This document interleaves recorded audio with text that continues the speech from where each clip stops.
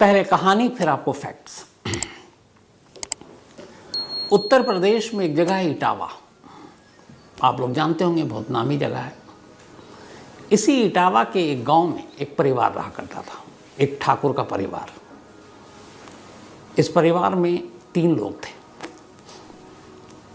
जो गरीब लोग थे, पति पत्नी और उनकी एक बेटी। लेकिन जिस गांव में ये रहते थे उस गांव का नाम है शरीफपुरा। शरीफपुरा 70s की बात कर रहा हूँ मैं, बल्कि 70s की। इस देश में उस वक्त गांव में इतना विकास नहीं हुआ था, न वहाँ बिजली थी, न पानी, न सड़कें, न अस्पताल, न डॉक्टर, न कॉलेज, न स्कूल। बेहद पिछड़ा हुआ ये इलाका। और इसी इलाके में एक ठाकुर गरीब परिवार, उसमें एक लड़की का जन्म होता है और उसकी पैदाइश हुई 1968 में। घर वालों ने नाम रखा सुमित्रा। गांव में कोई रोज़गार भी नहीं था, इसलिए इस गांव के जितने भी मर्द थे वो कामकाज के सिलसिले में इस गांव से दूर बड़े बड़े शहरों में पहुंच जाते। सुमित्रा के पिता भी दिल्ली में आकर मजदूरी और बाकी छोटे मोटे काम कर रहे थे। लेकिन सुमित्रा अभी कुछ साल की हुई, उसकी माँ की मौत हो गई। बाप नौकरी और घर चलाने के लिए घर से दूर, माँ का साया सर से उठ चुका। एक दूर के कज़न ने, जिनकी उम्र भी ज़्यादा थी, अब उन्होंने सुमित्रा को पालना पोसना शुरू किया। सुमित्रा धीरे धीरे बड़ी हुई। बचपन से ही एक तरह से उसको अकेलापन मिला। मजबूरी में बाप दूर रहा, माँ का साया छीन ही चुका था और कोई था नहीं भाई बहन। तो अपने उस ताऊ के घर में वो पली बढ़ी और अकेलापन हमेशा अपने आप को, खालीपन उसके अंदर एक महसूस होता रहा। जब सिर्फ वो 13 साल की हुई तभी घर वालों ने उसकी शादी कर दी और शादी एक जगदीश सिंह नाम के शख्स की। जगदीश भी छोटे मोटे काम किया करता था और काम के सिलसिले में अक्सर वो भी उस गांव से बाहर रहता। तो अब पति भी कुछ वक्त के लिए साथ रहा सुमित्रा के, लेकिन फिर घर चलाना था इसलिए वो शहर में नौकरी करने लगा। शादी होने के बावजूद एक तरह से सुमित्रा के अंदर फिर वही अकेलापन, फिर वही उदासी, आसपास कोई नहीं। जैसे बचपन में माँ बाप करीब नहीं रहे। शादी के बाद पति घर चलाने के लिए, वो सुमित्रा से प्यार करता था लेकिन मजबूरी थी, सबका पेट पालना था। सुमित्रा के सास ससुर भी थे, वो साथ रहते थे, लेकिन उनके साथ वो उतनी घुली मिली नहीं थी। तो इसी तरह से ज़िंदगी चलती रही। लेकिन पहली बार 1984 में दिसंबर में सुमित्रा ने एक बेटे को जन्म दिया। जब उसने बेटे को जन्म दिया उसके बाद पहली बार उसे लगा कि अपने अब तक की पूरी ज़िंदगी में शायद उसका कोई एक साथी आया उसके साथ, जिसके साथ वो बात कर सकती है, जिसके साथ वो हंस सकती है, बोल सकती है, वो उसका अपना बेटा। बेटे की पैदाइश के बाद अब सुमित्रा बहुत खुश थी। दिन भर अपने बेटे को सीने से लगा कर रखती थी। जब वो खाना बना रही होती या फिर पानी लेने के लिए बाहर जा रही होती, उन पलों को छोड़ दे। तो जब भी उसके दोनों हाथ खाली होते तो उन दोनों हाथ का सिर्फ एक काम था और वो था अपने उस बेटे को अपने सीने से, अपने कलेजे से लगा कर रखना। क्योंकि उसे लगा था कि दुनिया में उससे बेटे से बढ़कर उसके लिए कोई खुशी नहीं आई। 5 महीने का उसका बेटा हो चुका था। 5 महीने के बाद एक रोज़ सुमित्रा गांव के बाहर, जैसे मैंने कहा पानी था नहीं, एक कुआं था जहाँ से तमाम लोग पानी भरा करते थे। तो दोपहर के बाद उसने अपना बर्तन उठाया और कुएं से पानी भरने के लिए, जो उसका रूटीन का काम था, वो पहुँचती है। जब वो पानी भरने जाती थी तब भी अपने बेटे को अपने साथ ले जाती थी और जब वो पानी कुएं में रस्सी डालकर खींचती उस वक्त बेटे को वहीं पर पास में लिटा देती। करीब अप्रैल की बात है ये, 1985 दिसंबर में बेटा पैदा हुआ था 1984 में। एक रोज़ वो शाम को कुएं से पानी निकाल रही थी और पानी लेने के बाद अब वो वापस घर की तरफ लौट रही है। हाथ में उसके पानी का बर्तन है और एक हाथ से उसने अपने बेटे को 5 महीने के सीने से लगाकर चली जा रही है। गांव के और भी लोग पानी भर भर कर अपने अपने घरों की तरफ बढ़ रहे हैं। तभी अचानक पता नहीं क्या हुआ, लोगों की कानों में एक चीख की आवाज़ सुनाई दी। उन्होंने देखा, जब पलट कर तो देखा कि सुमित्रा अपनी जगह पर जा रही थी और वो अचानक रुक गई और वो वहीं पे एक मूर्ति, एक स्टैचू की तरह खड़ी हो गई है। बच्चा, उसका जो पानी का सामान था वो नीचे उसके हाथ से छूट गया बेटा एक हाथ से उसके सीने में है, उसने दबा रखा है, और दूसरा हाथ उसका आसमान की तरफ उठा हुआ है, और उसकी उंगलियां जो हैं वो पीछे की तरफ मुड़ी हुई हैं। आंखें उसकी जो दीदा आंख वो चारों तरफ राउंड सर्किल में घूम रहा है। तेज तेज आवाज में वो अपने दांतों से दांतों को बजा रही है, और बीच बीच में एक जोर जोर से सांस ले रही है। जब लोगों ने देखा और कुछ औरतें वहां पे करीब पहुंची तो उसका उस हुलिये को देखकर सुमित्रा के वो सब घबरा गए, डर गए। कई ने आवाज दी सुमित्रा, लेकिन वो कहीं से भी होशो हवास में नहीं। अब वो लोग डरे सहमे दूरी बनाकर उससे खड़े हुए, किसी की हिम्मत भी नहीं हो रही उसके इस रूप को देखकर। अच्छा, गांव गांव में डायन भूत प्रेत ये सारी चीज़ें बड़ी मानी जाती हैं, तो औरतें घबरा गई। उन्हें लगा कुछ मर्द भी वहाँ पर सुनकर आ गए, लेकिन उन्होंने जब सुमित्रा का ये रूप देखा, उसके हाथ एकदम टाइट और ऊपर की तरफ उठे हुए हैं, उंगलियाँ पीछे की तरफ मुड़ी हुई हैं, आँखों का दीदा घूम रहा है, और वो कट कट दांत बजा रही है। पर अपने एक बच्चे को जो है एक हाथ से उसने पकड़ रखा। अच्छा, उसने अपने बच्चों को इतनी ज़ोर से जकड़ा कि अब बच्चा रोने लगा। बच्चे के रोने की आवाज़, उधर उसके दांत के कटकटाने की आवाज़, और स्टैचू की तरह उसका खड़ा होना, पानी का बर्तन नीचे, लोग आवाज़ दे रहे हैं लेकिन करीब नहीं जा रहे हैं। करीब 5 मिनट तक ये सीन चलता रहा। 5 मिनट के बाद अचानक सुमित्रा का हाथ नीचे गिरा और उसने देखा उसका बच्चा रो रहा है। उसने फ़ौरन उसको चुप कराना शुरू किया। फिर उसने देखा बर्तन पानी तो गिर गया, उसने वो उठाया। जब पलटती है तो देखती है कि भीड़ लगी हुई है, गाँव वालों सब उसकी तरफ देख रहे हैं। उसे कुछ समझ में नहीं आया। उसने पूछा, क्या हुआ, क्यों मेरी तरफ देख रहे हो? किसी की बोलने की हिम्मत नहीं, बोले कुछ नहीं कुछ नहीं, ऐसे ही। अब सुमित्रा को लग रहा है कि कुछ तो हुआ है, लेकिन ये बता नहीं रहे। और फिर उसे लगा कि मतलब उसे कुछ याद ही नहीं क्या हुआ, पर बच्चा उसका रो रहा है। वापस वो पानी भरती और तेज़ी से अपने घर की तरफ चले जाती। घर पहुंचने के बाद भी उसे एहसास है कि वहाँ पर कुछ हुआ, लेकिन लोग मुझे बता नहीं रहे। फिर उसे लगा क्या पता कुछ हुआ हो। उसके बाद वो रात पूरी ठीक से गुजरी। अगले 2-3 दिन गुजरे। एक रोज़ वो किचन में खाना बना रही थी। सास ससुर घर पे थे, पति काम के सिलसिले में गांव से बाहर शहर में। खाना बनाते बनाते अचानक सास के कानों में आवाज़ आई कुछ कटकटाने की और ज़ोर ज़ोर से किसी की सांस लेने की। वो इधर उधर देखते हुए किचन में पहुंची। घर का ही एक हिस्सा था रसोई, घर के बाहर दहलीज के। तो जब वो गई तो सास देखकर घबरा गई। जो सुमित्रा थी वो सेम जो 4-5 दिन पहले हुआ था। इस बार उसके दोनों हाथ ऊपर थे क्योंकि बेटा अंदर सो रहा था, और हाथ ऊपर, उंगलियां पीछे की तरफ मुड़ी हुई, आंखों के दीदे घूम रहे हैं, दांत कटकटाने की आवाज़, बीच में ज़ोर ज़ोर से सांस लेने की आवाज़। सास ने उसका ये रूप देखा, वो घबरा गई। वो ज़ोर ज़ोर से उसको आवाज़ देने लगी, वो किसी की नहीं सुन रही है। और करीब 10 मिनट तक ये सिलसिला चलता रहा। और उसने किसी की आवाज़, तब तक वो ससुर भी आ गए, सब बोलने लगे, कुछ पड़ोसी आ गए, लेकिन उसने किसी को सुना ही नहीं। वो अपने होश में ही नहीं थी। करीब 10, 12, 15 मिनट बीते। अचानक उसके हाथ नीचे गिरे। नॉर्मल उसने देखा चारों तरफ सास ससुर हैं, ये है।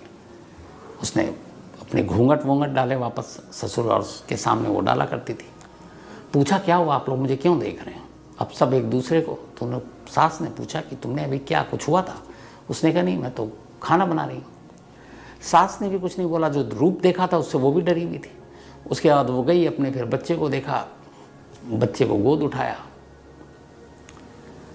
5 दिन में ये दूसरी बार था।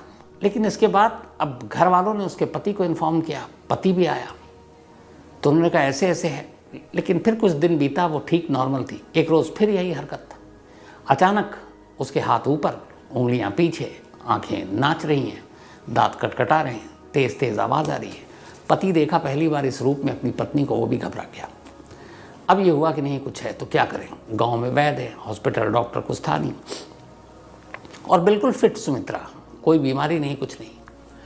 तो गांव के वैद्य जी को बुलाया गया और कहा गया कि ये हरकत है। अब तक ये बात गांव के लोगों से भी पता चल चुकी थी कि कुएं पर हुआ, उसके बाद हुआ। तो बीच बीच में अब ये हुआ कि दौरा पड़ रहा, तमाम बातें हो रही हैं, कोई साया है, भूत प्रेत है, डायन है, इसी तरह की होती है। वैद्य आया, ओझा को दिखाया। वैद्य ने पूरा चेक किया। उसने कहा ये बिल्कुल ठीक है, कुछ नहीं है ऐसा। वैद्य चला गया। लेकिन ये सिलसिला अगले 5 महीने तक चलता रहा।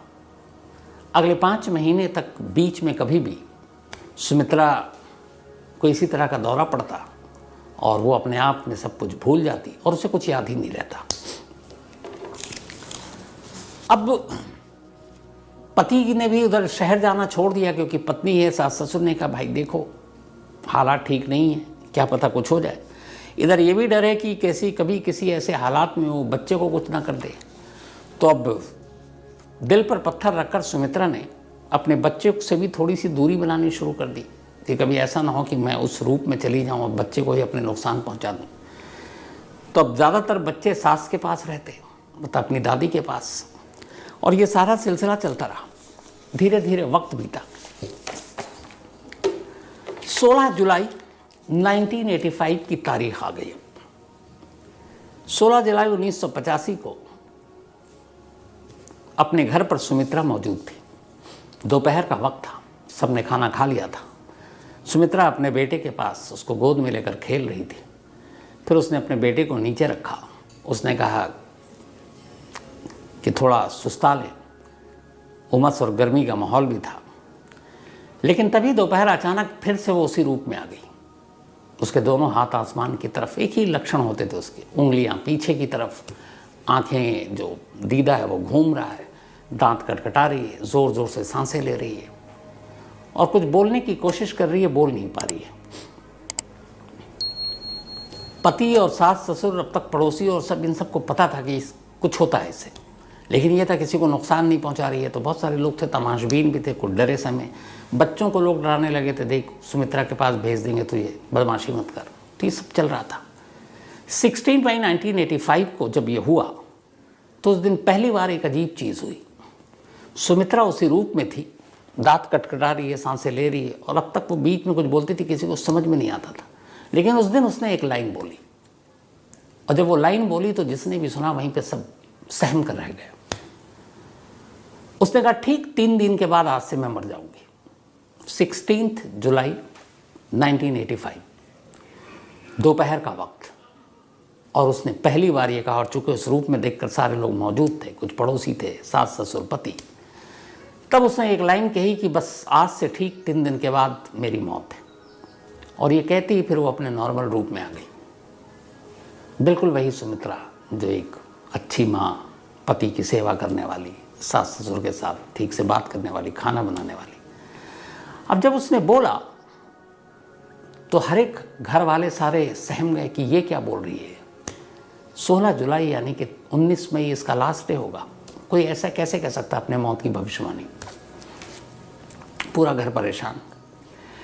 अब पति ने सुमित्रा से पूछा कि तुम्हें याद है कि तुम जो ये सब जिस दौरे में जो मैं पढ़ता है उसमें क्या तुमको कोई भी चीज़ याद है? बोली नहीं, मुझे कुछ याद नहीं है। तो उसने कहा तुमने कुछ लाइन कही थी, तुम्हें याद है? उसने कहा नहीं याद है। तो उसने कहा मैंने क्या कहा था? उसने कहा तुमने पति की मजबूरी थी, उसने बोल दिया। उसने कहा तुमने ये कहा कि ठीक 3 दिन के बाद तुम मर जाओगी। तो उसने कहा क्या बक रहे हो? उसने कहा हाँ। अब सुमित्रा के दिमाग में ये बात बैठ गई। उसे लगा ये क्या है। लेकिन अगले 3 दिन तक 16, 17, 18 वो बिल्कुल नॉर्मल रही। अब 19 मई बल्कि 19 जुलाई 1985 की तारीख आ गई। ये वही डेट थी जो सुमित्रा ने अपनी मौत के लिए चुनी थी, जब उस दौरे में थी और वो बोल रही थी। 19 जुलाई 1985 सुबह हुई, दोपहर, सुमित्रा बिल्कुल ठीक। बट उसने उस दिन भी यही किया कि वो अपने बच्चे से खुद को दूर रखती थी। जब कुछ लोग उसके आसपास हों तो बच्चे को प्यार करती, सीने से लगाती, बाकी उसकी दादी के पास ही होती। 19 को सुमित्रा ने एक चीज़ ये किया कि उसने कहा मैं ऐसा कोई काम नहीं करूँगी जिससे मेरी मौत हो सके। उसने कहा मैं ऊंचाई पे नहीं जाऊँगी कि फिसल जाऊँ, मैं आज खाना नहीं बनाऊँगी, चूल्हे के करीब नहीं जाऊँगी कि आग न लग जाए, मैं आज जंगल की तरफ नहीं जाऊँगी, मैं आज कुएं पे पानी नहीं भरने जाऊँगी कि कुएं में न गिर जाऊँ। मतलब ऐसी चीज़ जो एक इंसान अपने उसमें कर सकता है कि इन वजहों से हम मर सकते हैं, उन सारी चीज़ों से उसने कहा कि मैं दूरी बनाऊंगी। और उसके पति ने भी यही बात उससे कही। धीरे धीरे दोपहर से शाम हो गई। सुमित्रा बिल्कुल ठीक। घर वालों को अब लगा कि चलो कुछ घंटे की बात है और ये जो उसने कहा था 3 दिन पहले ये गलत साबित होगा। घर के अंदर है सुमित्रा, क्योंकि हर तरफ से वो बच रही, कुछ नहीं चाहती ऐसा करे कि जिससे कोई एक्सीडेंट हो, कोई हादसा और उसकी मौत हो जाए। आराम कर रही है, कोई खाना वाना नहीं बनाना, बाहर नहीं जाना। शाम हो गई, उसे कुछ घुटन सी महसूस हुई, उसे लगा कि बहुत है कमरे के अंदर, चलो बाहर नहीं जाना, दरवाजे पर खड़े होकर थोड़ी ठंडी हवा ले लेते हैं, क्योंकि शाम की हवा भी आनी शुरू हो गई थी। अब वो दरवाजे पर खड़ी हो गई। इत्तेफाक से उसकी एक दोस्त वहाँ से गुजर रही थी, उसने उसको आवाज़ दी। उसने कहा कहाँ जा रही हो, कैसे? उस दोस्त को भी इसके बारे में पता था और ये भी पता था ये तीसरे दिन की कहानी। अब वो उससे बात करने लगी, दरवाजे के बाहर निकली। अब वो जाकर करीब बात कर रही है और दोनों हंस कर बात कर रहे हैं। वो उससे उसका पूछ रही खैरियत, तुम अब ठीक हो, तुम्हें क्या हो जाता, तुम तो बिल्कुल हट्टी कट्टी हो। और वो कह रही है ये सब पता नहीं ऐसी है, मैं बिल्कुल ठीक हूँ, मेरे बेटे के आने के बाद से मैं बहुत खुश हूँ। और पूरी बात कर रही है और बात करते करते अचानक एकदम वहीं खड़े खड़े वो यूं ही खड़ी रहती है और उसके मुंह से आवाज़ बंद।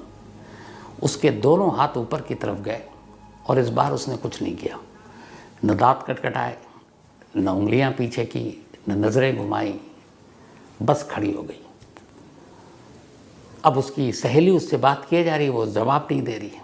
उसने उसको हिलाया और वो चट्टान की तरह, बिल्कुल जैसे कोई स्टैचू नहीं होता मूर्ति, वो वैसे वहीं अपनी जगह टिकी हुई है। मतलब धक्का देने पर भी वो आगे पीछे या गिर नहीं रही है।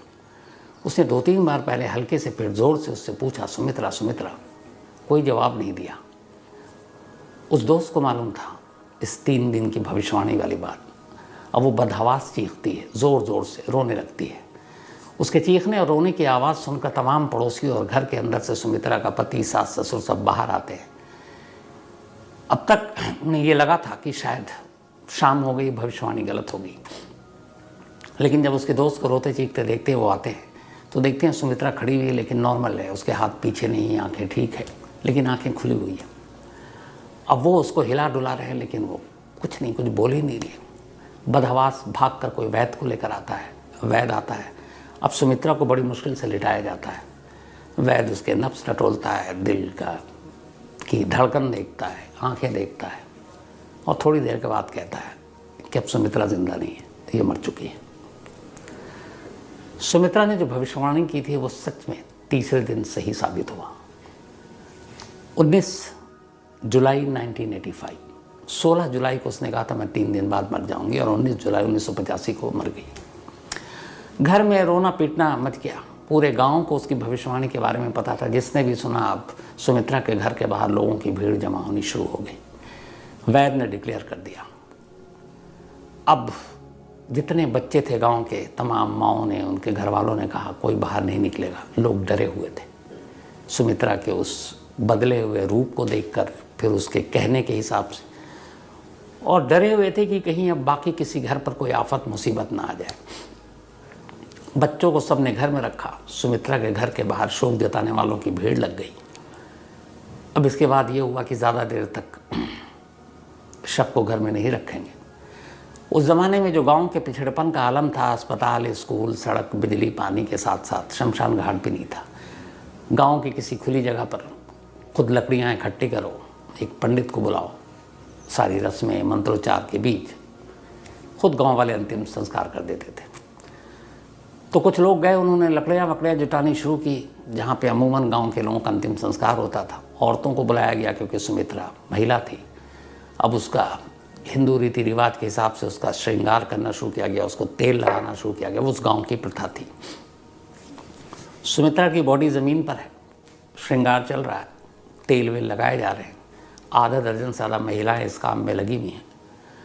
एक लाश का श्रृंगार हो रहा है क्योंकि वो सुहागन थी। इसके बाद श्रृंगार करते करते 45 मिनट हो चुका था अब इन सारी चीज़ों को। और सुमित्रा की मौत के बाद ये था कि अब बस अंतिम संस्कार कर दो, क्योंकि एक डर, खौफ, दहशत थी पूरे गांव में। तो जितनी जल्दी इसकी मतलब अंतिम संस्कार करेंगे, हो सकता है उसकी आत्मा को सुकून मिले। तो इसीलिए उसके अंतिम संस्कार के आनंद फानंद में तैयारी हो गई। और इधर उधर चिता सज रही है, इधर लाश को सजाया जा रहा है। तभी अचानक जिस कमरे में लाश रखी थी, एक औरत की बड़ी तेज़ी से चीख की आवाज़ सुनाई दी और वो बदहवास चीखते हुए घर के बाहर भागी। बाहर सारे लोग शोक जताने के लिए खड़े थे, बहुत सारी महिलाएं भी थी। घर छोटा था, बहुत सारी एक साथ नहीं जा सकती थी। इसी बीच में एक दूसरी महिला चीखते हुए घर से बाहर निकली, फिर तीसरी निकली। अब जब ऐसा हुआ तो बाहर बदहवास लोगों ने पूछा क्या हुआ। तो पहली महिला जो निकली थी बाहर, उसने अपने आप पे काबू पाया और उसने कहा कि अचानक सुमित्रा ने अपनी आंखें खोली थी और उसकी आंखें उसी तरह से, उसकी दीदा जो है वो चारों तरफ घूम रहा है। लोगों ने कहा तेरा वहम होगा। तब तक दूसरी बोली नहीं, मैं उसका श्रृंगार कर रही थी और उसका दिल जोर से धड़क रहा है। तीसरी ने कहा कि वो अपने दांत को कटकटा रही है। अब जब ये सुना तो सारे लोग भागे, वैद्य जी को बुलाया गया। वैद्य जी अंदर आए। अब उन्होंने दोबारा सुमित्रा के नब्ज टटोले, दिल की धड़कन टटोली और उसके बाद घर वालों से कहा कि ये मातम मत मनाओ, सुमित्रा जिंदा है, ये चमत्कार हो गया। थोड़ी देर बस उन्होंने कहा कि थोड़ा सा और इसको भी परेशान मत करो। वैद्य जी की ये खबर सुनकर सुमित्रा का पति खुशी से रोने लगा। घर वाले खुश, पूरा मोहल्ला खुश। थोड़ी देर के बाद अब सुमित्रा की इधर हालत यह है कि जब वो होश में आई तो उसने पाया कि वो लेटी हुई है, बहुत सारी औरतें उसको तेल लगा रही है। वो अचानक घबरा कर उठी। उसने कहा क्या है, क्या कर रहे हो तुम हमारे साथ। सबने किसी ने बताया नहीं। उसने कहा कुछ नहीं, बस ऐसे ही। उसने कहा नहीं हटो, और आप लोग हो कौन। इतनी देर में अब वैद्य जी चले गए। बाहर खड़े हुए पति जो खुशी में रो रहा था, बदहवास अंदर आया, सुमित्रा सुमित्रा करके चीखते हुए, और आकर सुमित्रा को गले लगा लिया। जैसे उसने गले लगाया, सुमित्रा ने उसकी तरफ देखा। अपने पति को देखते ही उसने एक जोर का धक्का मारा और पति को किनारे किया। कहा आप कौन है, इस तरह से आप क्यों मुझे गले लगा रहे हो, मैं आपको नहीं जानती हूँ और आप पराई स्त्री के साथ ऐसा नहीं कर सकते हो। पति ये सुनकर बदहवास कि ये क्या कह रही है।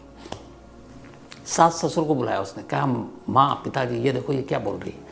तो उसने कहा तुम्हारे सास ससुर। उसने कहा ये दोनों कौन है, मैं नहीं जानती। तमाम औरतें थी, बोली ये तुम्हारी जो दोस्त जिसके साथ बात करते करते उसने दम तोड़ा था, बोली इसको भी मैं नहीं जानती हूँ। अब सब थोड़ी देर के बाद जब उसने कहा ये तुम्हारा बेटा जो तुमको जान से ज़्यादा प्यारा है, उसने कहा मैं इसको भी नहीं जानती हूँ। सबको लगा कि जो माँ हमेशा अपने सीने से लगा कर रखती थी, अचानक अपने बेटे तक को अपनाने से मना कर रही है और पहचान नहीं रही है, कुछ गड़बड़ है। वैद्य जी को बुलाया गया। कहा कि वो जिंदा तो हो गई लेकिन किसी को पहचान नहीं रही। वैद्य जी ने उसको फिर से चेक किया। उन्होंने कहा काम करो, थोड़ा सब्र रखो, शायद शौक लगा हो या पता नहीं कुछ है, करिश्मा है, चमत्कार हुआ, थोड़ा इसे वक्त दो और इससे दूर रहो। अब ये कहकर चले गए वैद्य जी। अगला दिन आया, सुमित्रा बिल्कुल ठीक ठाक, लेकिन ना वो अपने बच्चे की तरफ देख रही है, ना उसे गोद में उठा रही है, ना सास ससुर को पहचान रही है, ना पति को पहचान रही है, ना पड़ोसियों को पहचान रही है और किसी को भी अपने करीब आने नहीं दे रही। घर वाले इंतज़ार कर रहे हैं कि शायद ये भी एक उसके दौरे का एक्सटेंशन होगा, दिमाग पे असर हुआ होगा, धीरे धीरे वक्त बीतेगा तो वो ठीक हो जाएगी। करते करते इस आलम में 3 महीने बीत गए। 19 जुलाई को 45 मिनट की मौत हुई थी सुमित्रा की। अगस्त सितंबर अक्टूबर आ गया, 3 महीने बीत गए। 1985 20 अक्टूबर। इस 3 महीने के दौरान सुमित्रा ने किसी को भी नहीं पहचाना। तमाम कोशिश घर वालों ने कर ली, ना अपने पति को कभी अपने करीब आने दिया। उसने कहा पराए मत हो। न सास ससुर को वो दर्जा दिया, न पड़ोसियों को, दोस्तों को, किसी को नहीं। जब अपने बेटे को भी उसने एक बार भी गले नहीं लगाया। लेकिन एक काम वो करती थी, वो एक लेटर लिखती थी और लेटर लिखकर उसको वो करती और अपने पति को कहती कि इसको पोस्ट कर दो। पति अनपढ़, लेकिन घर वाले ये हैरान थे कि सुमित्रा ने तो पढ़ाई की नहीं। हाँ, थोड़ी बहुत उसके जो ताऊ थे उन्होंने पढ़ाया था, लेकिन फिर भी ये लिख रही है कुछ। पर उन्हें लगा कि अब कुछ होगा, या ये भी हो सकता है एक दौरे का पार्ट हो, वो अपने आप को कुछ और सोच रही हो। पति अपनी पत्नी से बेहद प्यार करता था। वो उसके कहने के हिसाब से गांव के बाहर ही एक वो जो पोस्ट ऑफिस, बल्कि जो लेटर बॉक्स होता है, वो उसमें लेटर डाल देता। 3 महीने तक ये लेटर डालने का सिलसिला चलता रहा। 3 महीने के बाद 19 जुलाई 1985 को सुमित्रा ने 45 मिनट के लिए दम तोड़ा था। 20 अक्टूबर 1985 की तारीख आई। अचानक एक शख्स सुमित्रा के घर पहुंचता है, इसी शरीफपुरा गांव में। और वो शख्स घर पहुंचते ही पहले तो गांव में जाता है, और गांव में जाने के बाद वो पूछता है कि यहाँ पे क्या कोई ऐसी महिला है जिसका बर्ताव बड़ा अलग है, जो कभी कभी कुछ भूल जाती है या उसको दौरा पड़ता है, इस तरह की कोई चीज़ें उसके अंदर है। तो लोग कहते हैं कि यार इसको मतलब ये कैसे। अच्छा, ये गांव में चर्चा का विषय था, तो ये था कि शायद गांव से बाहर भी कई लोग कमाने वमाने के लिए जाते हैं, तो किसी ने बताया होगा। तो उसने कहा आपको कैसे पता? उसने कहा छोड़िए, आप मुझे बताइए है कि नहीं। तो फिर सुमित्रा का पति बाहर आया। उसने कहा जी है, लेकिन आप कौन? हम आपको जानते नहीं हैं। उसने कहा मेरा नाम राम सिया त्रिपाठी है, मैं इटावा से आया हूँ। इस गांव से करीब 80 किलोमीटर दूर एक अपने गांव का नाम उन्होंने बताया। उसका नाम था डिबियापुर। ये शरीफपुरा था जहाँ सुमित्रा रहती थी, और ये राम सिया त्रिपाठी डिबियापुर से आए थे, जो 80 किलोमीटर दूर है इस गांव से। तो उन्होंने कहा मेरा नाम राम सिया त्रिपाठी है, मैं एक लेक्चरर हूँ कॉलेज में, और मुझे इसलिए यहाँ आना पड़ा है कि पिछले 3 महीनों से मुझे कुछ लेटर मिल रहे थे, और उस लेटर को मैंने शुरू में नज़रअंदाज किया, लेकिन अब फिर मुझे लगा कि चलो एक बार चल के देख लेते हैं, दूरी ज़्यादा नहीं थी, एक दिन बर्बाद होगा। लेकिन मैं सिर्फ चला आया इसलिए कि वो लेटर जो भी भेज रही है एक बार उससे मिल लो।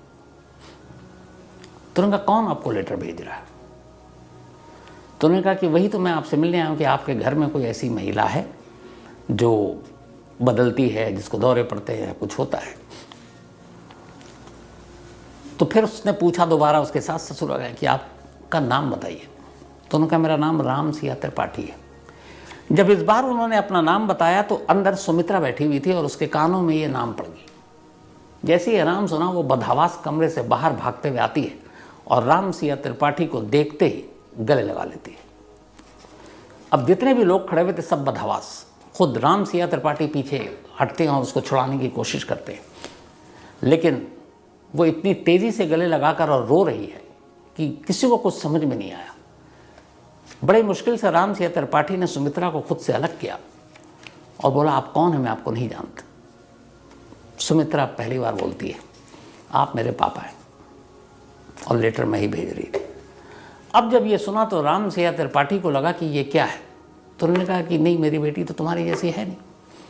उसने कहा पापा मैं आपकी ही बेटी हूँ, और मैं सुमित्रा नहीं, मैं आपकी शिवा हूँ।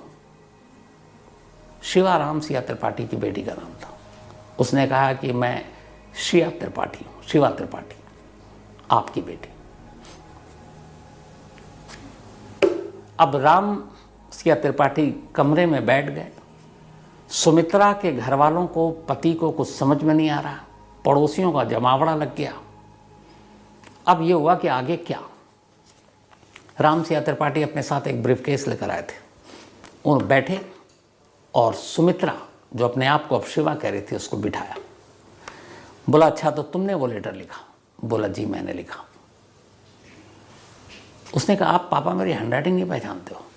अब राम सिया त्रिपाठी ने हैंडराइटिंग जब सोचा उनकी बेटी का, तो उन्हें लगा कुछ चीज़ों को छोड़ दे तो हूबहू वैसी हैंडराइटिंग है। फिर उन्होंने कहा ठीक है, अगर तुम शिवा हो तो चलो मैं कुछ दिखाता हूँ, तुम मुझे बताओ। वो अपने ब्रीफकेस में एक एल्बम लेकर आए थे। उस एल्बम में कुल 15 तस्वीरें थीं, और ये एल्बम उनकी बेटी शिवा त्रिपाठी की शादी का एल्बम था। उन्होंने एल्बम खोला और बोला बताओ ये कौन कौन है। राम सिया त्रिपाठी तो सामने बैठे थे, वो भी एल्बम थे। उसने कहा आप मेरे पापा हैं। एक लेडी को देखकर उसने कहा कि ये मेरी माँ है। एक को देखकर कहा ये मेरा भाई है। एक को देखकर उसने कहा कि ये छेदी लाल है, मेरा पति। 2 बच्चों की तस्वीर को देखकर उसने कहा कि ये दोनों मेरे बच्चे हैं, रिंकू और टिंकू। ये मेरी सास है, ये मेरे ससुर है, ये मेरा देवर है। और फिर एक महिला की तस्वीर पर आकर उसने उंगली रखी और चुप हो गई। राम सिया त्रिपाठी ने कहा तुम सबका सही सही बता रही हो, ये आखिरी तस्वीर है, इस पे क्यों चुप हो गई? घबराई वो, उंगली रखे हुई है। बता नहीं रही। उन्होंने कहा बताओ बताओ।